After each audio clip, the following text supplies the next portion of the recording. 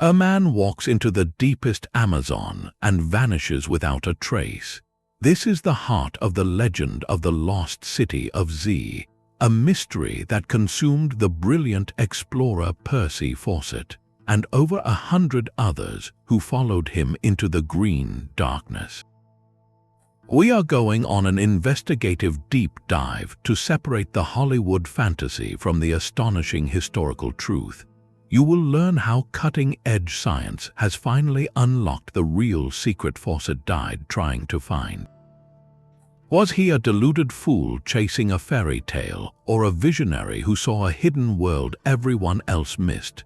And what dark fate actually met him and his son in that uncharted jungle? The answers rewrite everything we thought we knew about the Amazon and the nature of exploration itself. What does it truly mean to be lost? Percy Fawcett was not the reckless adventurer of modern myth. He was a product of the British Empire, a man forged by discipline and duty. Born in 1867, he was a career military officer, an artilleryman who served in Ceylon and earned a reputation for incredible physical endurance. This was a man who could walk for days on minimal rations, a skill that would become his trademark. His true calling, however, was not warfare but cartography. The Royal Geographical Society, the premier exploration institution of its day, recognized his unique talents. They needed someone with a soldier's grit and a surveyor's eye to map the disputed borders between Bolivia and Brazil, a task fraught with danger from disease, hostile tribes, and the sheer, unmapped vastness of the terrain.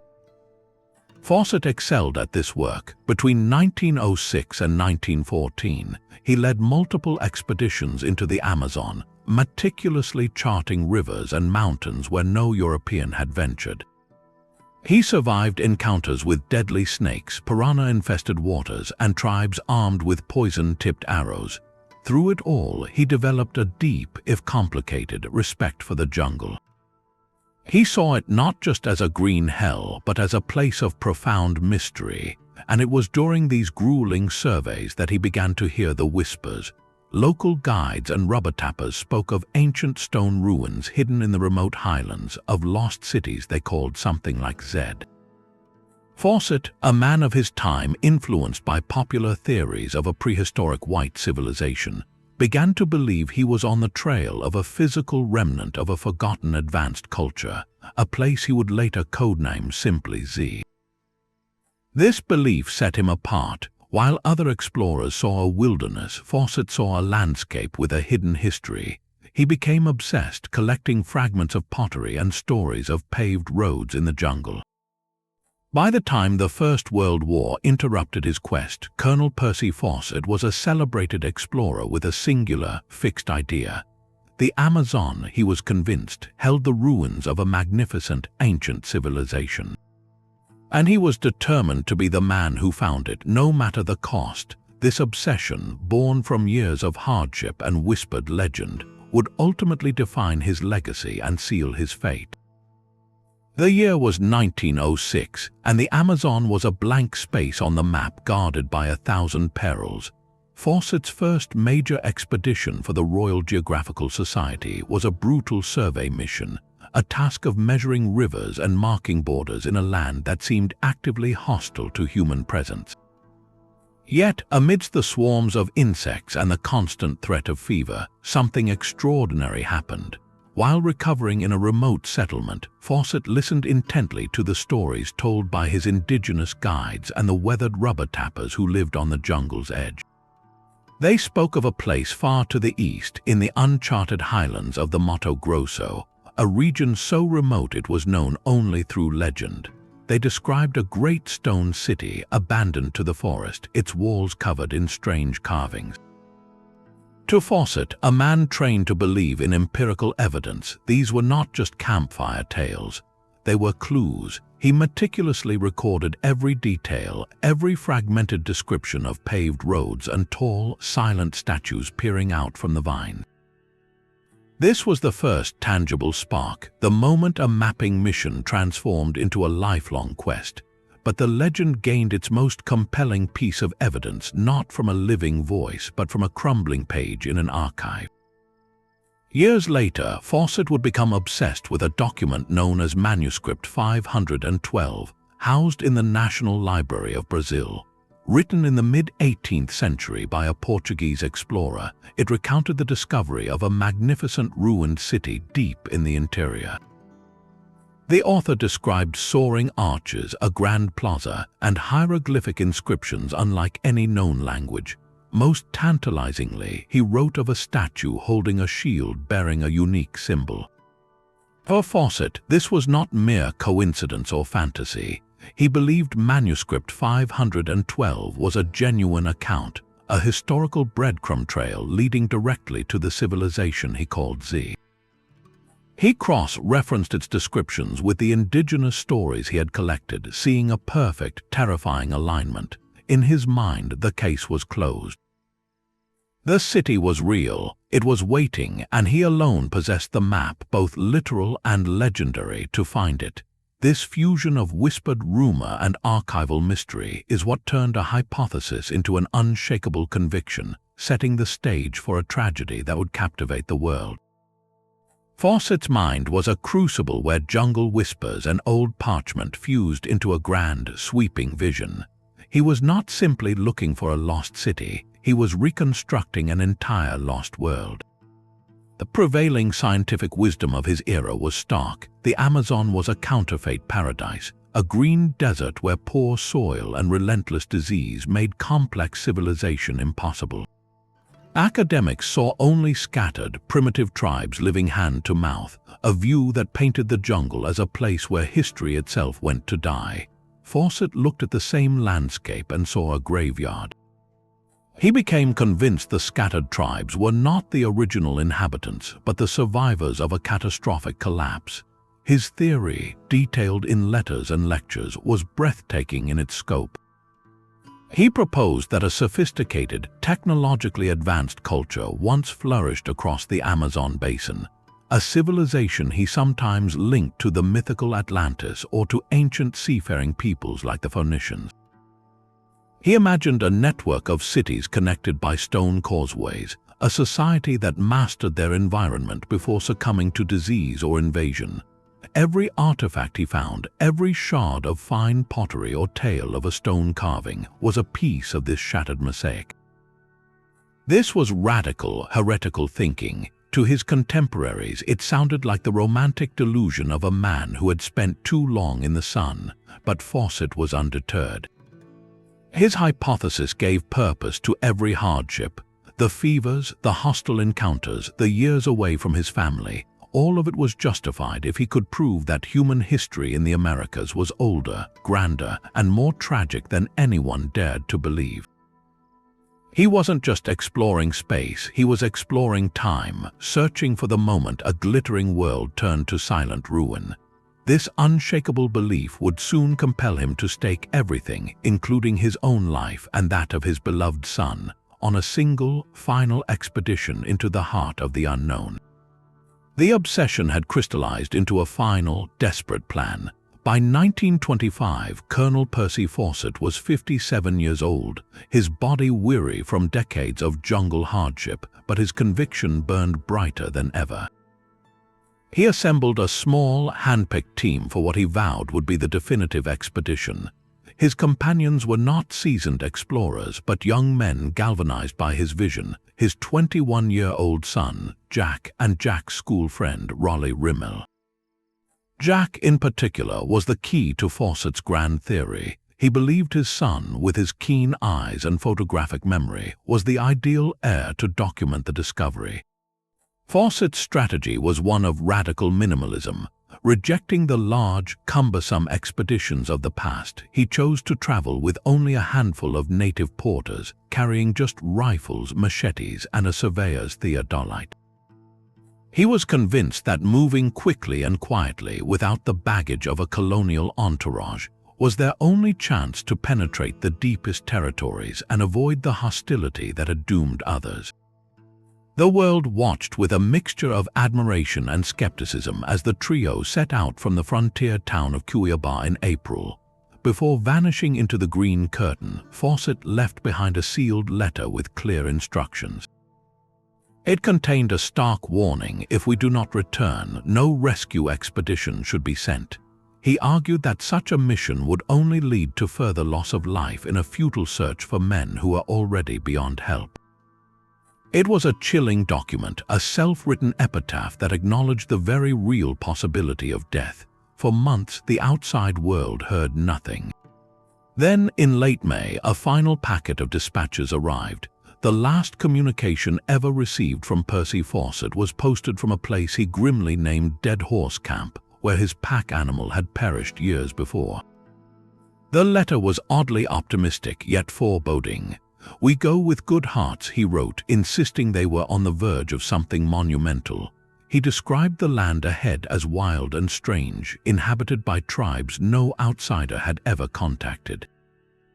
"We hope to get through this region in a few days. You need have no fear of any failure." With those confident, haunting words, the trail went cold. The small party was seen for the last time by a group of native guides on the far bank of the upper Xingu River. The men waved, then turned and walked east into a trackless wilderness from which they would never emerge. Weeks turned into months with no word. The point of no return letter was opened. A slow, cold dread began to seep across the globe. The celebrated explorer, his son, and their friend had simply been swallowed by the map. The legend of the lost city of Z was now inextricably fused with a new, more urgent mystery: a profound and unsettling human disappearance. Silence is a vacuum, and nature abhors a vacuum. The prolonged, deafening silence from the Amazon was filled with a frantic, global scramble. Fawcett's wife, Nina, refused to believe the worst, clinging to her husband's final, hopeful words. The Royal Geographical Society, though bound by Fawcett's own warning, faced immense public pressure to act, and so began a tragic and bizarre chapter, a series of rescue missions that often became disappearances in their own right, feeding a new and terrifying legend, the so-called Curse of Z. The first major search was launched in 1928, led by an American explorer and filmmaker named George Dyott. His expedition was a stark contrast to Fawcett's minimalist approach. It was large, well-equipped, and trailed by the whir of a movie camera. Dyott's team managed to trace Fawcett's route further than anyone expected, eventually making contact with the Kalapalo people, a tribe near the last known location. The Kalapalo told a story. They described seeing 3 white men years before, weak and starving. The travelers, they said, had ignored warnings and pressed east into the territory of a hostile tribe. The Kalapalo claimed they watched from a distance as the strangers' campfire burned low one night and never was rekindled. Dyott even acquired some of Fawcett's personal effects, including a small brass nameplate. This seemed like a breakthrough, a grim but conclusive end to the mystery. Yet Dyott's evidence was frustratingly incomplete. He had no bodies, no definitive proof of death, only second-hand testimony. His findings were published, offering a tragic resolution that the public and the family desperately wanted to believe, but the ambiguity was a seed. If the story was true, where were the remains? If it wasn't, where had the men gone? This uncertainty was a siren call, luring more adventurers into the green maze, each hoping to be the one who found the final answer. They did not find answers, they found only the curse. Over the next 3 decades, more than a dozen official expeditions and countless freelance adventurers plunged into the jungle on Fawcett's trail. The outcomes were horrifyingly consistent. One search party vanished entirely, another explorer died of a fever, a Swiss trapper was killed by the arrows of an uncontacted tribe. A journalist named Albert de Winton simply disappeared. Each new tragedy was a fresh headline, each death a layer of myth cementing the idea that the jungle itself was guarding its secret. The lost city was no longer just a place, it had become a malevolent force, a destination that consumed anyone who sought it. This narrative of a curse was powerful, but it obscured a simpler, darker truth. The Amazon was not cursed, it was just lethally indifferent. These men, driven by obsession or headlines, were underestimating the same vast, complex wilderness that had challenged Fawcett. They were not being mystically punished, they were succumbing to disease, accident, and the very real dangers of entering lands where they were not welcome. The Curse of Z was a compelling story, but the reality was a mounting death toll written in fevers, poisoned darts, and silent disappearances. The mystery had already claimed its creator, and now it was hungrily claiming those who came to solve it. The silence from the jungle did not remain silent for long. It was filled by the deafening roar of the printing press. In the 1920s and 30s, with no television or internet, the world's imagination was fueled by newspapers and pulp magazines, and they feasted on the Fawcett mystery. Here was a perfect story, a real-life adventure with a handsome, heroic protagonist, a tantalizing treasure map, and a terrifying, unresolved ending. Sensational headlines screamed from London to New York. Have white gods been found in the Amazon? One asked. Fawcett alive, leading lost tribe, speculated another. The lack of a body or any definitive proof was not a problem for editors, it was a gift.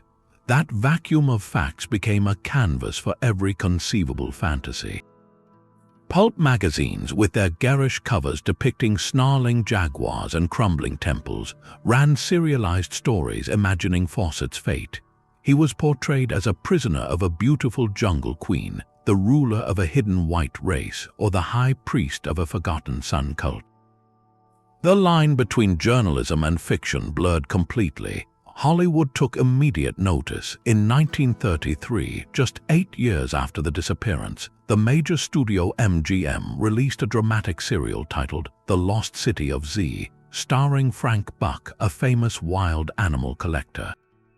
It was pure, unadulterated fantasy, featuring a hidden civilization with death rays and slave empires, but it cemented the legend in the public mind.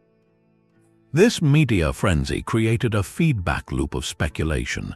Because no one could prove what happened, anything could be suggested.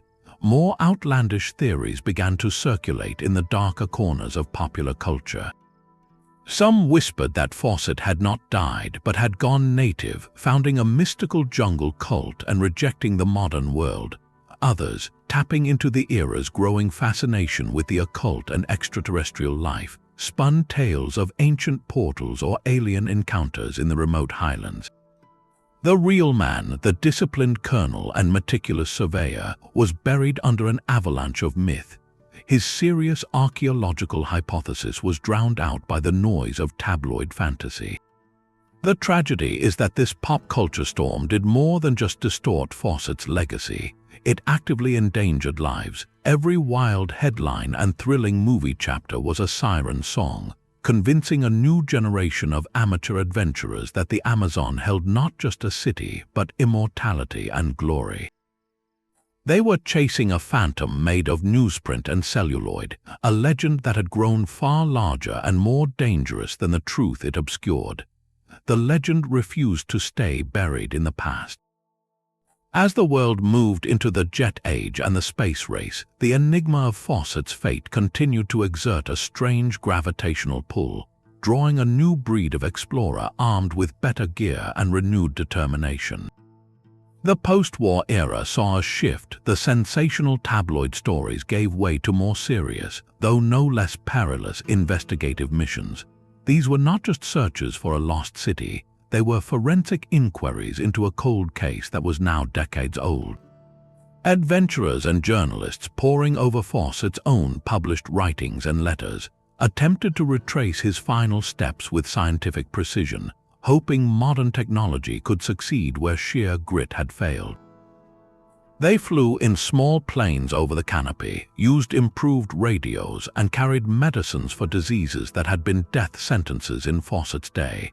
Yet the jungle remained an equalizer, its fundamental dangers unchanged. The most famous of these modern quests was led in 1996 by a determined Brazilian explorer named James Lynch. His expedition was meticulously planned, backed by television networks and equipped with satellite communication. Lynch's goal was explicit: to reach the area of the Kalapalo tribe, whose story had shaped the Diot report decades earlier, and to find conclusive evidence. What happened next was a harrowing reminder of the Amazon's power.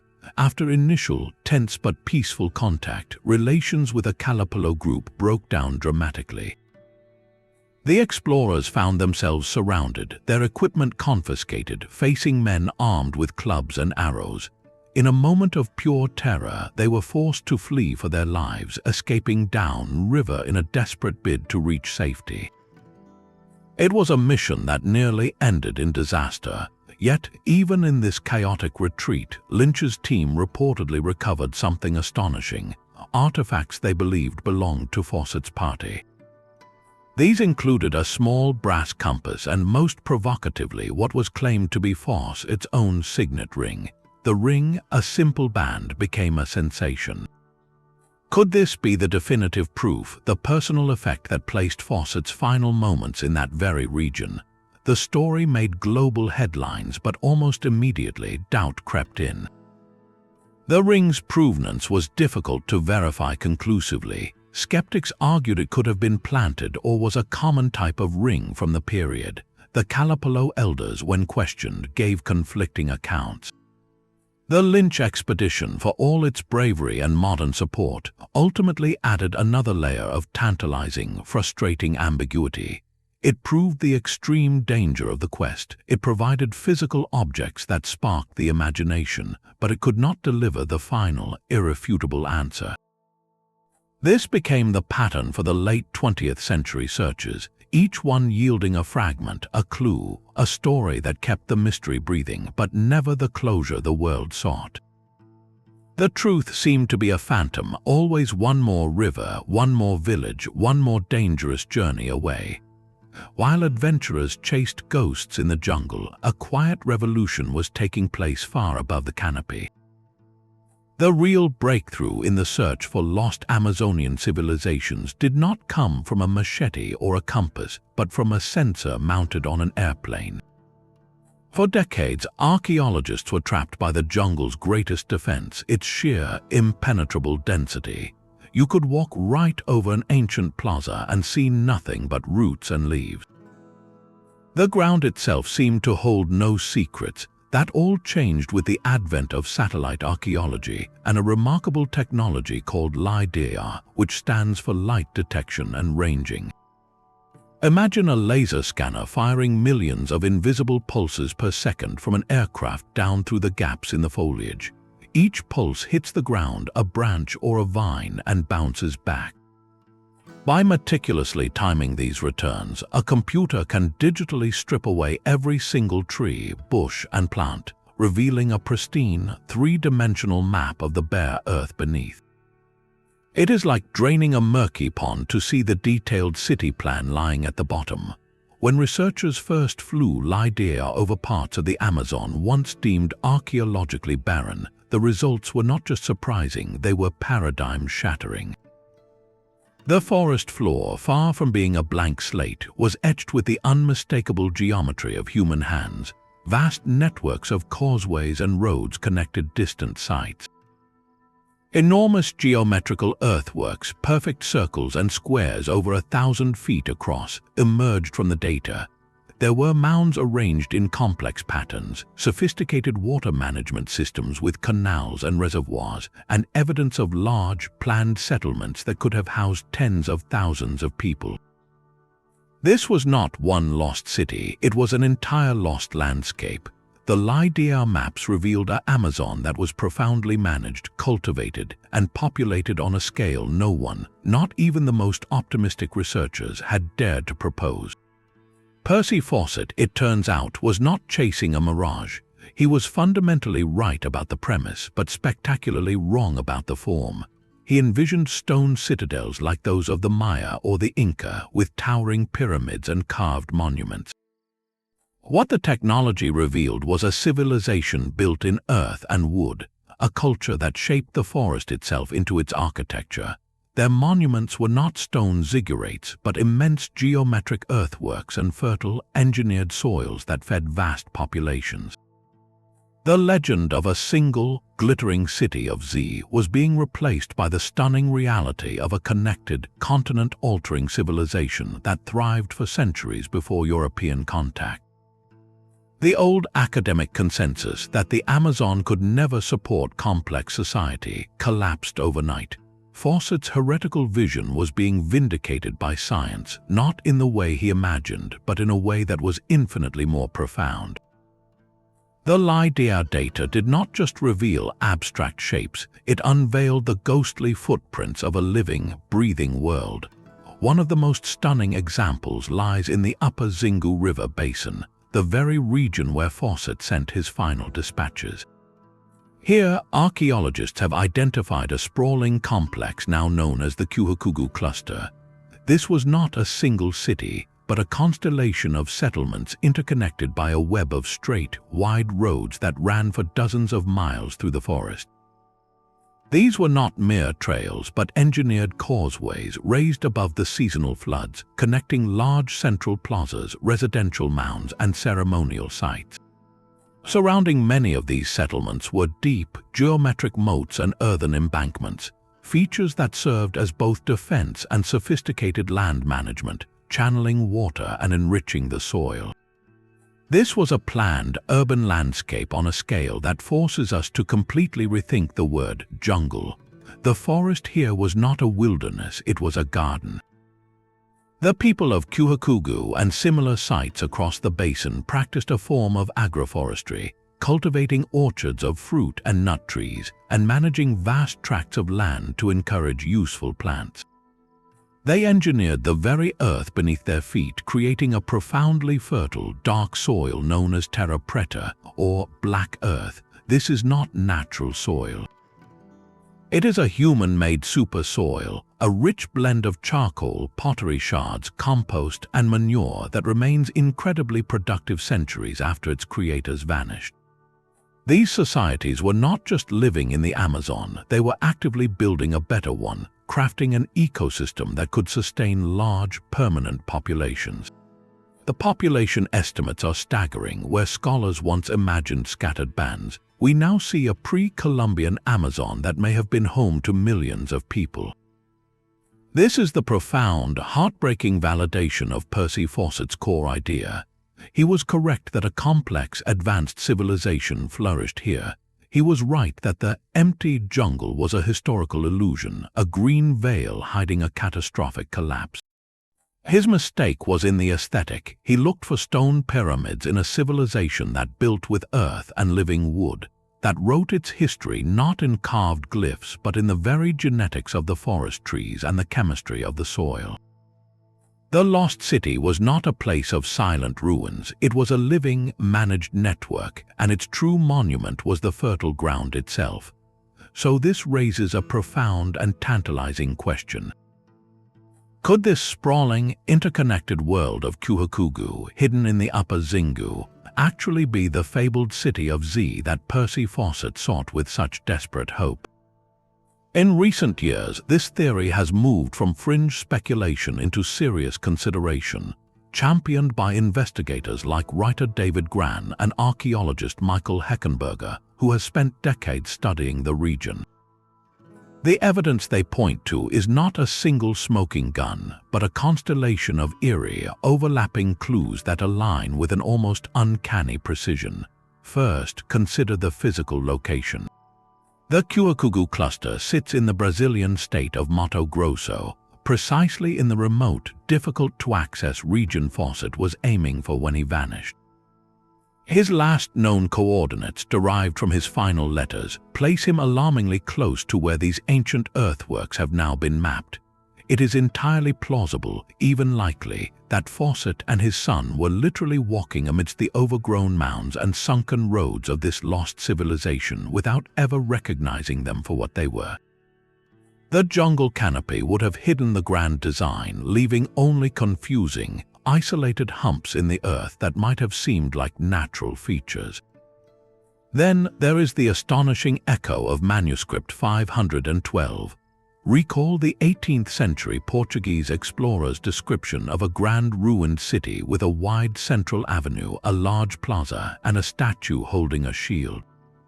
Now look at the LIDAR maps and excavation reports from Kuhikugu. The settlements are built around large, central plazas, clearings that served as the heart of community life. They are connected by those long, straight causeways which could easily be described as wide avenues cutting through the forest. As for statues, while no giant stone figures have been found, the Upper Xingu cultures were known for their elaborate wood carving and ceremonial artifacts.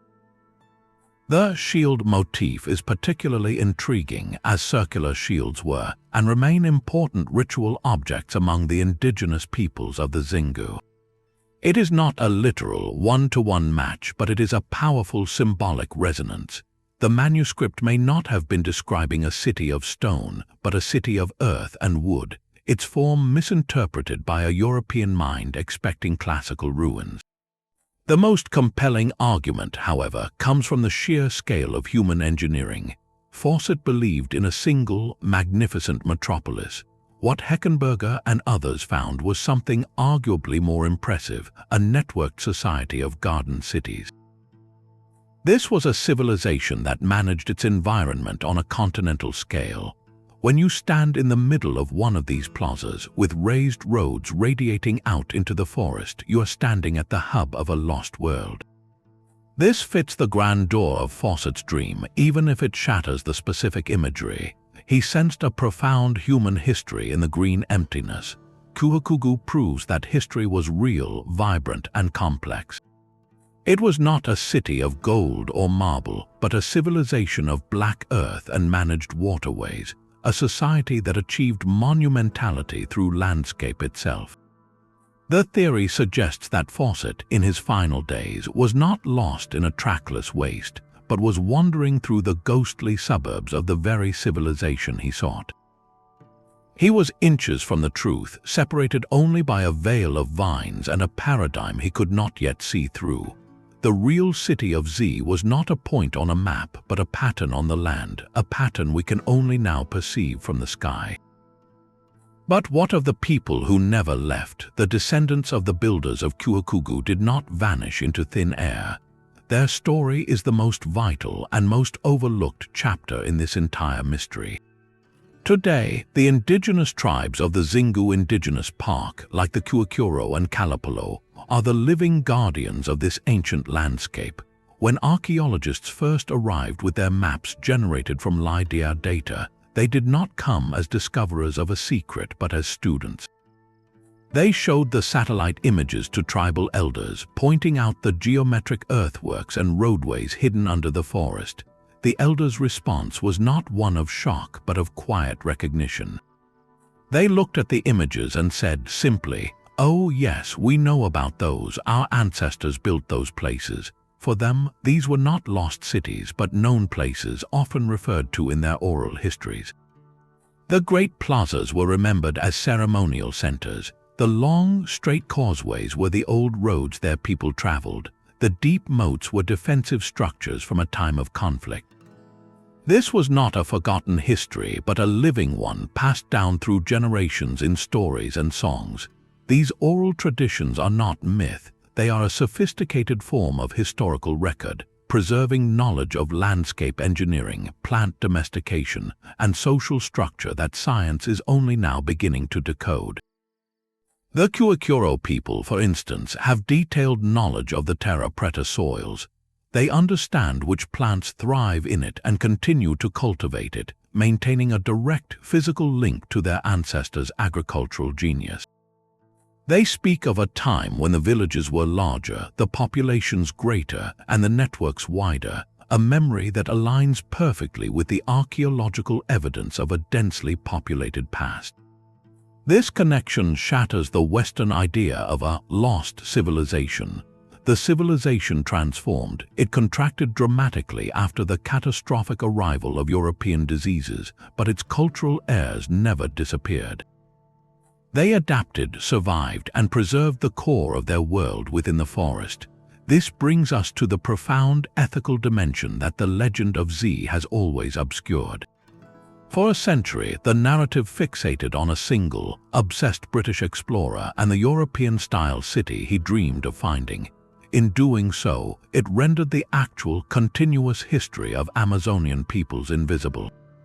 Fawcett and those who followed were often searching for a dead, silent ruin, a trophy to be claimed. They largely ignored the living, breathing cultures around them who held the very answers they sought. The tragedy is not just that Fawcett vanished, but that so few thought to ask the people who knew the land best what their stories said. The real discovery in the Amazon today is not about finding a pile of stones, it is about listening. It is about understanding that the true keepers of the secret of Z were here all along, not as primitive inhabitants of a green hell, but as the sophisticated custodians of a managed historical landscape. Their knowledge is the bridge between the ghostly shapes on a LiDAR map and the vibrant, complex society that created them. The lost city was never truly lost to everyone, only to those who never thought to ask its descendants where to look. Kuhikugu is a powerful candidate, but it is not the only whisper of lost grandeur in South America. Other enigmatic sites have been proposed as the real city of Z, each with its own compelling allure. Far to the west, high in the cloud forests of the Peruvian Andes, lies the legend of Paititi. Often called the last refuge of the Incas, this fabled city was said to be a place of immense wealth hidden after the Spanish conquest. Stories describe stone temples overflowing with gold, a kingdom that retreated deep into the jungle to preserve its culture. In recent decades, explorers have indeed found stunning stone ruins in the remote Vilcabamba region, complex terraces and structures that speak of a significant Incan presence. These discoveries are breathtaking, but they point to a different story entirely. Paititi represents a known historical narrative, the flight of a highland empire into the jungle fringe. It is an Incan story, not the story of an unknown, indigenous Amazonian civilization that Fawcett believed predated all others. The geography is also a mismatch. Fawcett's coordinates and his final, desperate push were focused squarely on the Brazilian highlands of the Mato Grosso, hundreds of miles to the east. While Paititi captures the imagination with its promise of gold and stone, it lies in a different ecological and cultural world from the one Fawcett dedicated his life to understanding.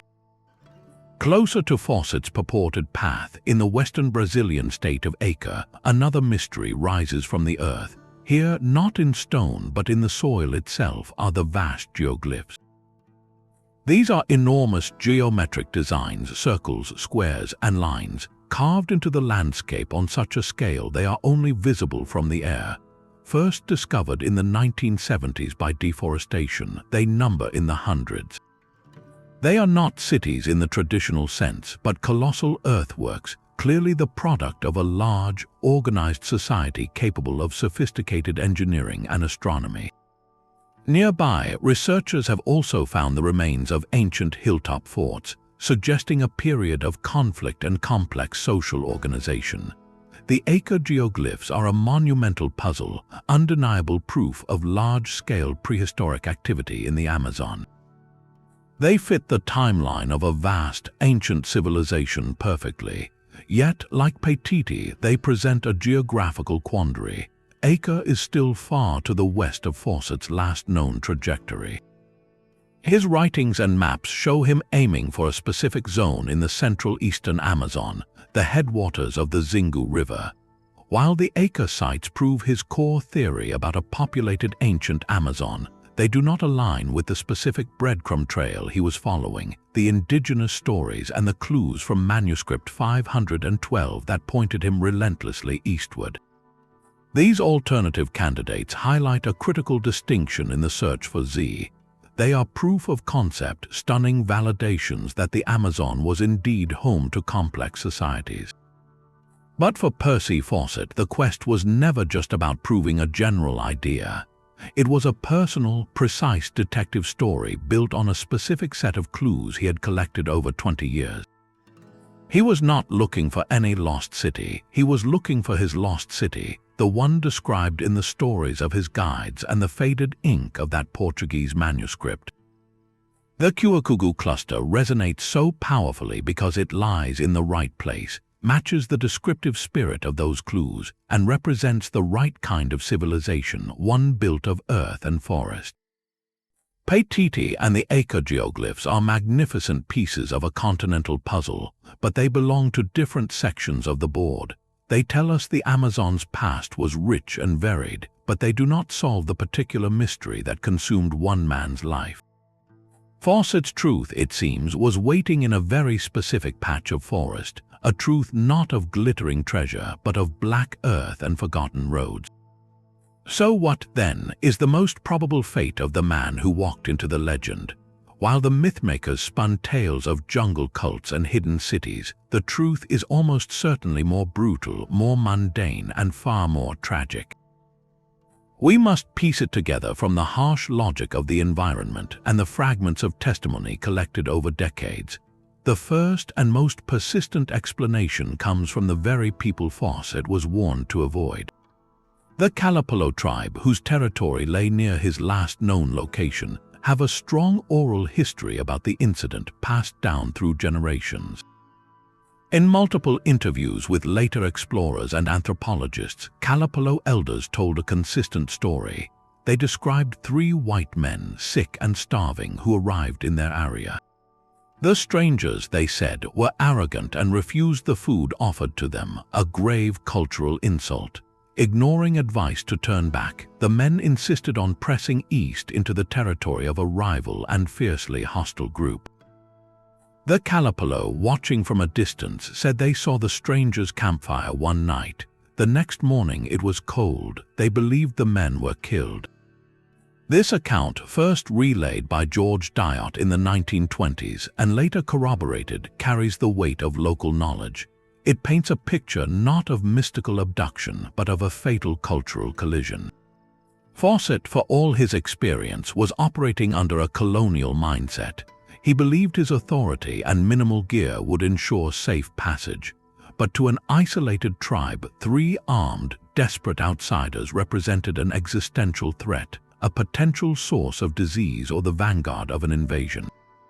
In such a high-stakes context, a single misunderstanding over a gift of food, a perceived aggressive gesture, or simply the fear they inspired could have triggered a swift, lethal response. Disease or starvation are equally compelling culprits. By the time they reached the upper Xingu, Fawcett's party was months into their journey, likely physically depleted. The Amazon is a master of slow attrition, a parasite from tainted water, a mosquito-borne fever like malaria, or a simple infected cut could have rapidly incapacitated them.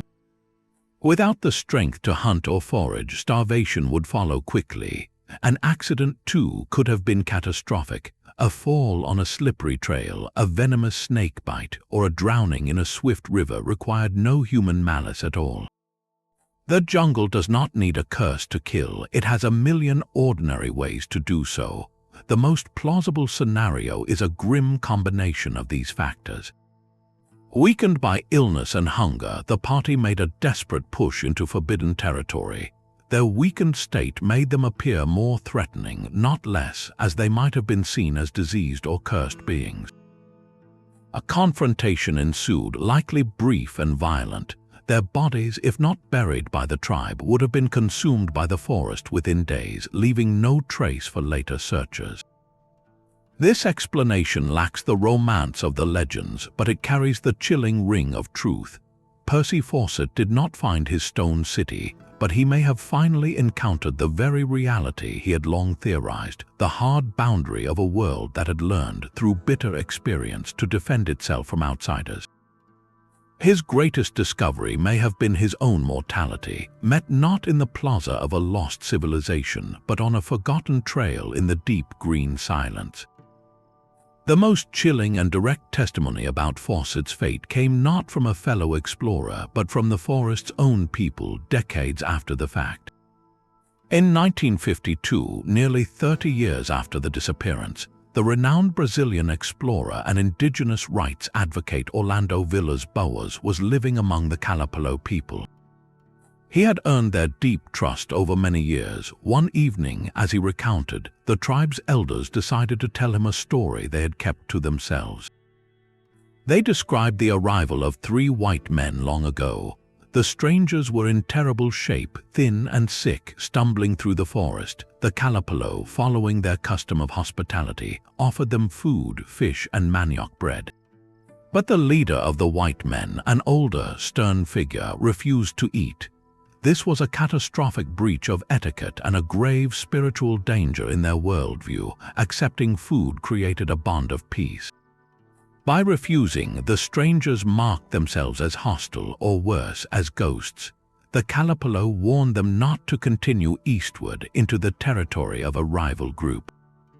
The white men ignored the warning and left. What happened next, the elders said, was not their doing, but they knew of it. The hostile tribe downriver killed all 3 men.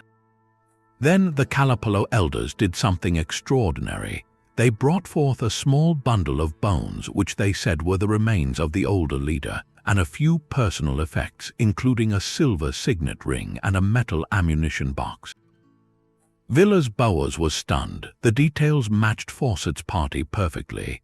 He arranged for the bones and artifacts to be sent to England for forensic analysis. The results, however, were frustratingly inconclusive. The forensic examination in London could not definitively prove the bones were Fawcett's.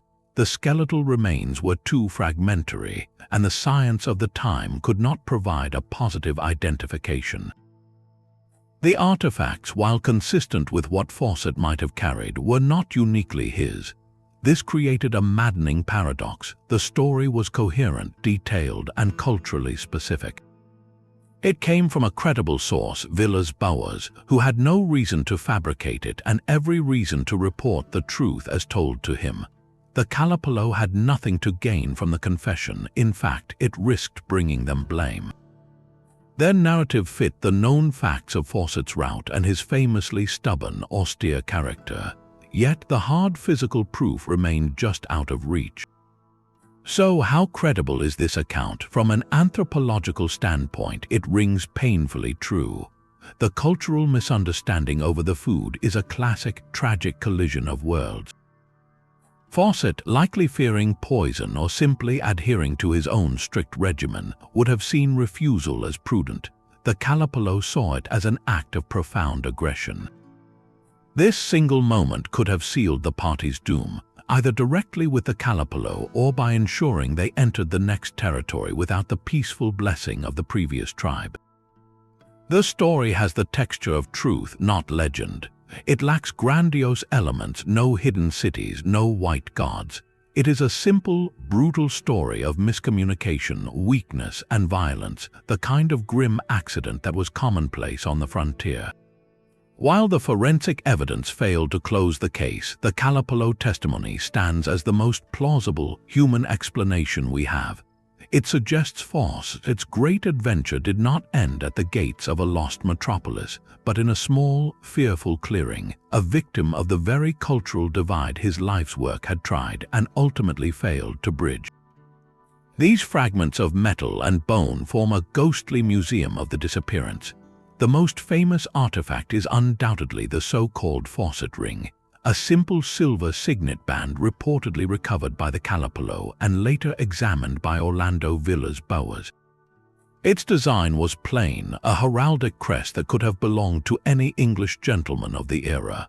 Forensic analysis in the 1950s could not definitively match it to Fawcett's family crest, leaving a maddening ambiguity. Was it his, lost in a struggle or given as a trade, or was it merely a similar ring from another doomed traveler? This single object encapsulates the entire mystery. It is compelling but ultimately unverifiable, a relic that raises more questions than it answers. Alongside the ring, other items have surfaced in the decades-long wake of the searches. A small, tarnished brass nameplate bearing Fawcett's name was brought back by George Dyot's expedition in the 1920s. A heavy metal ammunition box, the kind used to carry survey notes, was also among the items shown to Villiers-Bowers. Perhaps most poignant is the reported theodolite case, the protective container for the precise surveying instrument that was an extension of Fawcett's own disciplined mind. Each of these objects tells a superficial story. They place English-made goods in the heart of Kalapalo territory. but none bear a unique serial number or an indisputable personal engraving that screams Percy Fawcett.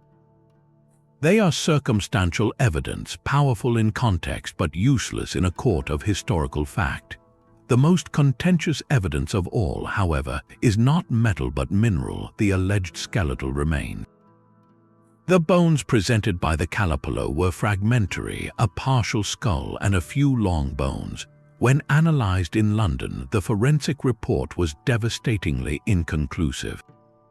The remains were determined to be of a man taller than the average indigenous person of the region, which fit Fawcett, but so would the remains of nearly any European explorer. Crucially, there was no way to perform a DNA match at the time, and no dental records existed for a conclusive comparison. The scientific verdict was a shrug. They could not confirm it was Fawcett, but they could not rule it out either. This is the cruel pattern with all the Fawcett relics. Each discovery creates a burst of hope, a headline proclaiming the mystery solved. Then, the slow, meticulous work of authentication introduces doubt. The ring is not unique. The nameplate is a mass-produced item. The bones are anonymous. Instead of providing a neat ending, these artifacts act as fuel for the debate, keeping the story alive in the gray area between proof and speculation. They are not keys to a lock, but pieces of a puzzle that stubbornly refuse to fit together, ensuring that the final chapter of Percy Fawcett's story remains written not in fact, but in the haunting language of maybe. While the jungle kept its physical secrets, the written word proved a powerful tool for both myth-making and investigation. The legend of the lost city of Z was not just shaped by expeditions, but by a series of influential books that captured the public imagination across generations. The first and most foundational of these was Fawcett's own posthumously published work, Exploration Fawcett, compiled from his letters and reports by his surviving son, Brian. Released in 1953, it presented the world with Fawcett's unvarnished voice, his detailed theories, and his palpable obsession. The book was not a dry memoir, it was a manifesto of belief. Reading it, you are drawn into his conviction, feeling the weight of the evidence he collected and the magnetic pull of the unknown. For a post-war audience, it framed the mystery in the most personal terms possible, transforming Fawcett from a newspaper headline into a complex, tragic prophet. It cemented the romantic, quixotic image of the explorer chasing a glorious dream, and it provided the original map that all future seekers would consult, directly inspiring the next wave of adventurers. A starkly different perspective arrived just a year later with Peter Fleming's Brazilian Adventure. Fleming, a seasoned journalist and the brother of James Bond creator Ian Fleming, joined one of the chaotic, headline-grabbing rescue missions in the 1930s. His book is a masterpiece of wry, understated British humor and sharp-eyed reportage. Fleming did not find Fawcett, but he found something perhaps more valuable, the absurd reality of the search itself. He chronicled the infighting, the incompetence, and the sheer folly of large parties blundering through the wilderness, portraying the quest as a kind of tragicomedy. His framing was crucial. It punctured the balloon of high romanticism that surrounded the story. Brazilian Adventure introduced a note of skepticism and irony, reminding the public that the pursuit of Z was often a farce, populated by flawed characters and driven by vanity as much as valor. It balanced Fawcett's earnestness with a dose of cold, clear-eyed reality. The legend lay dormant for decades, a curious footnote, until it was explosively revived in 2005 by journalist David Grann's article in The New Yorker, which he expanded into the best-selling book, The Lost City of Z, in 2009. Grann approached the story not as an adventurer, but as an investigative journalist and a self-proclaimed desk-bound skeptic. His genius was in weaving together three parallel narratives: the historical account of Fawcett's life and obsession, the tragicomic saga of the rescue missions, and his own modern, often bumbling attempt to retrace the steps. Grann's book did something revolutionary. It connected Fawcett's century-old theory to the cutting-edge archaeological discoveries just then emerging from the Amazon. He sat with scientists viewing the first lidar images and spoke with indigenous tribes about their oral histories. His work framed the mystery not as a question of what happened to Fawcett, but as a validation of what Fawcett believed. Gran shifted the public perception from a simple adventure disappearance tale to a profound historical detective story. He presented the stunning conclusion that Fawcett was essentially right, that an advanced civilization did exist, forever altering how we understand the Amazon and the man who dared to imagine its hidden past. Together, these three books form the literary spine of the legend.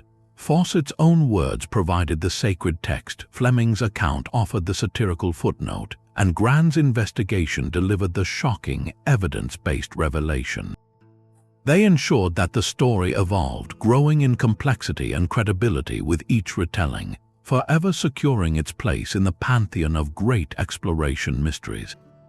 A century of speculation and scholarly debate was suddenly projected onto cinema screens worldwide in 2016. The major motion picture, The Lost City of Z, directed by James Gray and starring Charlie Hunnam, attempted the monumental task of distilling Percy Fawcett's complex life and obsession into a 2-hour epic. The film is a beautiful, somber, and deeply romantic piece of cinema, but it is crucial to separate its powerful artistic choices from the granular details of history. Its greatest success lies in its atmosphere and emotional core. The Amazon is not a cartoonish green hell, but a luminous, terrifying, and seductive character in itself, filmed with a haunting grandeur that captures both its beauty and its menace. Charlie Hunnam's portrayal of Fawcett is not that of a swashbuckling hero, but of a brooding, internally tormented man driven by a fixation that alienates him from the society he seeks to impress. The film brilliantly externalizes this obsession, making it a palpable force that strains his marriage and consumes his soul. This psychological focus is arguably the film's most accurate element, translating the dry letters and reports into a visceral human drama of ambition and sacrifice. Where the film takes its most significant creative liberties is in its climax and its compression of events. The movie builds toward a mystical, almost transcendent vision of the lost civilization. Fawcett and his son, in the film's final moments, are shown not being killed but walking peacefully into the glowing heart of the city, welcomed by its inhabitants. This is a powerful metaphorical ending, suggesting Fawcett achieved his spiritual goal, but it stands in direct contrast to the tragic, violent, or mundane probabilities suggested by the evidence. The film also streamlines the timeline of his expeditions and simplifies the roles of other historical figures for narrative punch. For a global audience unfamiliar with the name Percy Fawcett, this adaptation served as a stunning introduction. It replaced the pulp magazine covers and sensational headlines with a tone of serious, melancholic prestige. It presented the mystery not as a treasure hunt but as a tragic romance with the unknown. The film got the feeling right, the haunting pull of an impossible idea, even as it reshaped the facts to serve that feeling. It reminded millions that exploration is not just about geography, but about the dangerous landscapes of the human mind, a theme Fawcett himself would have deeply understood. The glowing cinematic finale of a man finding his dream obscures a much darker, more uncomfortable reality. Percy Fawcett's quest and the century of searches it inspired was not a purely noble pursuit of knowledge. It was also a stark embodiment of the colonial mindset that defined his era, a mindset that viewed vast continents as blank spaces on a map, waiting to be claimed and decoded by European intellect. The very concept of a lost city carries an inherent bias. It implies a civilization fell into silence, awaiting rediscovery by outsiders to restore its place in history. This narrative completely erases the continuous presence of the people who never lost it, the indigenous tribes who were and are the living heirs to that landscape. Fawcett, for all his genuine fascination, often saw the Amazon and its inhabitants as a means to an end. His letters reveal a man who believed deeply in his own racial and cultural superiority, a common view among explorers of his time. He spoke of white Indians and possible Atlantean descendants, theories that sought to explain sophisticated ruins by linking them to European or mythical white ancestors, rather than accepting the genius of the indigenous cultures themselves. This thinking reduced the complex societies around him to fragments of a puzzle only he could solve, denying them their own autonomous history and agency. The tragedy of this attitude is measured in lives. We rightly remember the names Fawcett, Rimmel, and the dozens of adventurers who died following his trail. But what of the unnamed casualties? Every expedition that barged into uncontacted territory brought with it the specter of disease, viruses for which isolated tribes had no immunity. A simple common cold carried by a well-meaning explorer could wipe out an entire village. Conflicts sparked by cultural misunderstanding, like the refusal of food, led to violence on both sides. The search for a phantom city disrupted lives, introduced conflict, and cost an unknowable number of indigenous lives that never made the headlines. This is the essential modern re-evaluation we must confront. The heroic explorer trope is a seductive story, one of individual courage against the wild, but it often whitewashes a history of intrusion, entitlement, and collateral damage. Fawcett's story forces us to ask, heroic to whom? To the London newspapers that celebrated him, certainly, but to the Kalapalo people who saw a sick, stubborn stranger violate their customs. He may have represented something else entirely, a portent of a changing world they did not want and did not invite. The real lost city we have been searching for is not made of earth or stone, but of understanding, a recognition that true discovery begins not with claiming but with listening. The verdict of modern archaeology is both a correction and a stunning vindication. Percy Fawcett did not find a city of stone towers and golden idols, the classic El Dorado of conquistador dreams. In that specific, literal sense, he was wrong. The single, gleaming metropolis he called Z, as he imagined it, does not exist, but to stop there is to miss the monumental truth that science has now uncovered. Fawcett's core intuition, his radical, heretical belief that the Amazon basin was once home to a vast and sophisticated civilization, has been proven resoundingly correct. He was a man looking for a cathedral in a city of parks, and for a century we mocked him for finding only trees. Now we understand the trees were the architecture. The civilization he sensed was not expressed in quarried rock, but in engineered earth, in terra preta soils that still nourish the forest, in geometric earthworks spanning hundreds of miles, and in managed landscapes that supported populations in the millions. He envisioned a centralized empire, but the reality was a sprawling, interconnected network of garden cities, a different kind of complexity that his 19th-century mindset could not fully picture. This makes his story not one of foolish error, but of tragic foresight. He stood at the edge of a paradigm, peering into a darkness that his contemporaries declared empty. He heard the echoes of a history everyone else insisted was silent. The tools to see that lost world, the satellite imagery and LiDAR technology, were a century away. He had only machetes, a compass, and an unshakable conviction. So we must reposition Percy Fawcett in the historical record. He was not a deluded treasure hunter, but a visionary archaeologist tragically ahead of his time. His greatest contribution was not a discovery, but a question, a challenge to the arrogant consensus that the Amazon had no past worth remembering. Modern science, in answering that challenge, has not buried his legend, it has elevated it. It has transformed his failure into a prophetic success. The man who vanished in the green silence was not chasing a phantom. He was walking directly into the heart of a truth too vast for his era to see. Yet for all the clarity science brings, a haunting residue of mystery remains. We may now understand the civilization Fawcett sensed, but the final, intimate details of his personal story are lost to the jungle's silence. The exact fate of Percy, his son Jack, and their friend Raleigh is a question that archaeology cannot answer. Did they fall to sickness, a swift attack, or a slow, despairing starvation? The Kalapalo testimony is our best lead, but it is still a story, a fragment passed through generations. Without definitive physical evidence, their last days are a blank page upon which we can only project shadows. This uncertainty extends to the very object of his obsession. Did Fawcett, in his final weeks, ever stumble upon a specific, tangible site that he, in his heart, believed was the city of Z?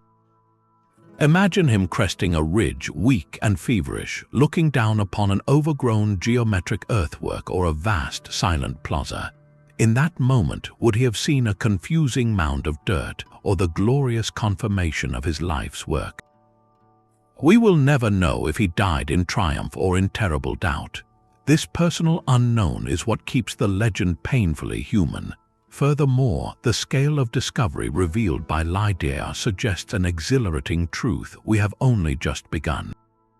The Amazon is millions of square miles. The scans have covered mere fractions. What other networks, what other lost garden cities still lie beneath the canopy, waiting for their turn in the digital sun? Every new flyover has the potential to reveal another Kuhikugu, another constellation of earthworks that rewrites the map of prehistory. The real city of Z may not be a single place, but a dozen, 100, each holding a piece of the puzzle. So the legend endures not as a search for a phantom, but as a symbol of the infinite unknown. It is a reminder that the world still holds profound secrets, and that the most compelling mysteries are those that balance on the razor's edge between discovery and oblivion. We have found the civilization, but we may never find the man.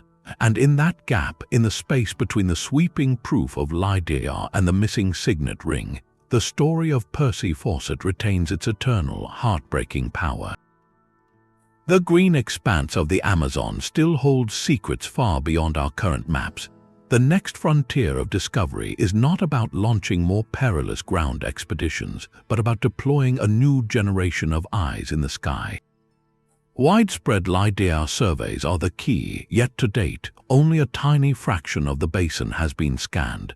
Imagine a future where every square mile of the rainforest is mapped with this laser precision. The logistical and financial challenges are immense, but the potential reward is a complete rewriting of human history in the tropics. We are on the cusp of moving from finding individual sites to understanding an entire civilization's infrastructure. Future scans may reveal continent-wide road networks connecting distant river basins, or monumental ceremonial centers in regions deemed uninhabitable. Each flight could uncover a new cluster like Kuhikugu, gradually filling in a map of a managed, populated Amazon that makes our current textbooks look hopelessly outdated. This is not science fiction, it is the immediate future of archaeology, a digital excavation from the air that promises to reveal the full scale of what was lost. But the lasers from above are only half the story. The true revolution will happen when this data is combined with boots on the ground in a new, collaborative way. The future belongs to interdisciplinary research, where archaeologists work hand in hand with ecologists, soil scientists, and botanists. By studying the distribution of terra preta, the so-called Black Earth, scientists can trace the footprint of ancient settlements and agriculture. Botanists are already discovering that vast stretches of forest, once thought pristine, are actually orchards of domesticated trees planted centuries ago. The very composition of the jungle is a living archive. This fusion of fields allows us to move beyond just mapping ruins to understanding how this civilization lived, farmed, and shaped their environment sustainably over millennia. It transforms the Amazon from a backdrop to history into an active participant, a record keeper whose soil and trees hold the data of a forgotten world. Crucially, the guides for this new exploration will not be foreign adventurers, but the indigenous communities who have always known this land. the future of discovery hinges on partnership and listening. Indigenous knowledge is not a collection of quaint legends. It is a sophisticated database of ecology, history, and geography passed down through generations. When an archaeologist shows a LiDAR map to a tribal elder, the elder can often name the place, explain its purpose, and recount the stories associated with it. They are the bridge between the ghostly shapes on a screen and the vibrant society that created them. Future research will increasingly be led by or conducted in deep collaboration with these communities, ensuring that discovery is not an act of extraction but of shared revelation. This ethical shift is perhaps the most important frontier of all, recognizing that the heirs to this ancient civilization are not in London museums but living in the forest today. So what might these future discoveries ultimately reveal? We could be looking at a historical event of staggering magnitude, the collapse of a civilization that rivaled any in the ancient world in its scale and ingenuity. The pre-Columbian Americas may have been far more densely populated and interconnected than we ever dreamed. The arrival of Europeans may not have found a virgin wilderness, but a landscape already reeling from pandemics that raced ahead of the explorers, a tragedy on a continental scale.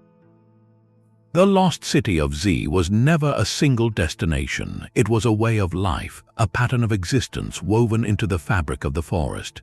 The next chapter will show us that pattern in its full, breathtaking complexity, proving that the greatest exploration stories are not about what we find, but about how profoundly we must change our minds to see what was there all along. The legend of Z is not just about a place, but about a fundamental human impulse. It taps into something deep within us, the magnetic pull of the unknown, the irresistible urge to see what lies beyond the next ridge. Percy Fawcett's story endures because it is a perfect, tragic mirror for our own relationship with mystery. On one level, it is a timeless tale of obsession, a warning of how a single, beautiful idea can consume a life, blinding a person to the dangers at their feet and the loved ones at their side. We watch Fawcett's fixation grow from a professional curiosity into a personal crusade, and we recognize that thin, dangerous line between dedication and self-destruction. His quest speaks to the romantic in all of us, the part that believes in hidden wonders and glorious secrets waiting just for the one brave enough to seek them. This is the allure of the blank spot on the map, a space where anything is possible, where we can project our grandest dreams of lost worlds and forgotten gold. Yet the story's power also lies in its brutal collision with reality. For every romantic dream of a sun-dappled stone city, there is the counterweight of a feverish, starving man refusing a gift of food. The legend masterfully balances these two forces, the soaring fantasy and the crushing truth. We are drawn to the dream of Z, but we are held by the gritty, human details of the search, the blistered feet, the conflicting testimonies, the mundane artifacts that refuse to give a clear answer. This tension is why the story feels so authentic. It is not a simple adventure yarn with a neat ending. It is a messy, ambiguous human drama where the greatest discovery turned out to be the complexity of the search itself. The lost city becomes a metaphor for any grand, elusive goal, the masterpiece that is never finished, the truth that is always just out of reach. Ultimately, Fawcett's legacy asks us a profound question about the nature of discovery itself. Is it about finding a specific object, or is it about the transformation that occurs during the search? He died without finding his city of stone, but his unwavering belief in a populated Amazon directly inspired the scientific revolutions that proved him right. In a way, he did find his city not with a machete, but through the legacy of a question so compelling it demanded an answer a century later. His story endures because it is ultimately about vision, about the courage to believe in a reality that everyone else denies, and the terrible price that such conviction can exact. The lost city of Z is no longer a location. It is a permanent part of our cultural imagination, a reminder that the most dangerous and beautiful frontiers are not always made of jungle but of ideas. The story of Percy Fawcett is not locked in the past. It is a living history you can touch and visit. For those captivated by the legend, the journey can begin not in the jungle, but in the hushed halls of a London institution. The Royal Geographical Society, which once sponsored Fawcett's mapping missions, holds a treasure trove of his personal artifacts in its archives. Here, under careful glass, you can see the very tools of his obsession. His brass theodolite, used to chart unknown rivers, sits silent. His field notebooks, filled with precise sketches and feverish speculation, lie open to pages describing strange carvings and rumors of stone cities. To stand before these objects is to feel a direct, chilling connection to the man, to see the physical evidence of a mind that could not let a mystery go. It transforms the legend from a story into a tangible, human endeavor. Beyond the museum, the narrative continues on the page and screen. For a deep dive into Fawcett's own voice, his posthumously published book, Exploration Fawcett, is essential reading. To understand the chaotic, often absurd world of the rescue missions, Peter Fleming's Brazilian adventure offers a brilliantly witty counterpoint. And for the modern synthesis that connects the historical quest to today's archaeological revelations, David Grann's best-selling The Lost City of Z is the definitive guide. These works form a trilogy of perspectives, each adding a crucial layer to our understanding. Documentary seekers will find rich material as well, with films like The Lost City of Z, which adapts Grann's book, and various historical documentaries that feature interviews with archaeologists and stunning LiDAR visuals, bringing the scale of the discovery to life. This is a story best experienced from multiple angles, each medium shedding light on a different facet of the enigma. Yet the most profound connection of all lies in the Amazon itself. In recent years, a form of expedition tourism has emerged, offering guided trips into the Xingu region, retracing parts of Fawcett's final route.